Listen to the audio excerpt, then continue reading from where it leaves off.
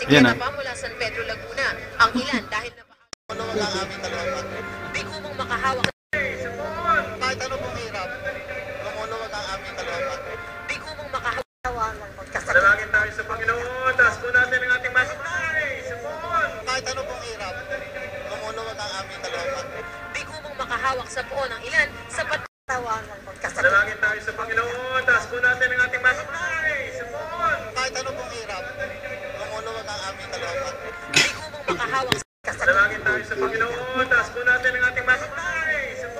Kahit ano pong hirap, lumuluwag ang aming kalooban. di kumong makahawak sa puon nakalapit sa puon para magpahid ng panyo, umawak o makahalik. Sulyap lang sa puon ang nagawa ng iba tulad pero hindi lahat ng deboto maswerteng nakalapit sa puon para magpahid ng panyo, umawak o makahalik. Sulyap lang sa puon ang nagawa ng iba tulad ng 91 anyos na aling ito. Pati ang grupong ito na nagbisikleta pa mula San Pedro, Laguna. Ang ilan dahil napaaga ang prosesyon, wala nang ang naabutan. Ang akala kasi namin, pagkatapos mga 9 pa or 8 ang start kasi last year 8 dito. Eh ngayon 6 o'clock daw. Kaya na mabuting katawanan magkasakit. Dalangin tayo sa Panginoon, taas po natin ang ating masakay. Kahit ano pong hirap, lumuluwag ang aming kalooban. Di kumong makahawak sa puon ang ilan sapat na para sa ilang deboto na nakarating.